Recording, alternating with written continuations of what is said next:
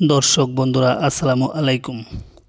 আমি এই মুহূর্তে অবস্থান করছি খুলনা শহরের রূপসা ট্রাফিক মোড়ে। রূপসা ট্রাফিক মোড় থেকে একটু সামনে আগালেই রূপসা বাস স্ট্যান্ড, তারপরেই রূপসা ঘাট। তো বন্ধুরা, এখান থেকে এখন আমি আপনাদেরকে দেখাবো খুলনার পুরাতন ঐতিহ্যবাহী রূপসা ফেরিঘাট। তাই সাথেই থাকুন এবং ভিডিওটি উপভোগ করুন।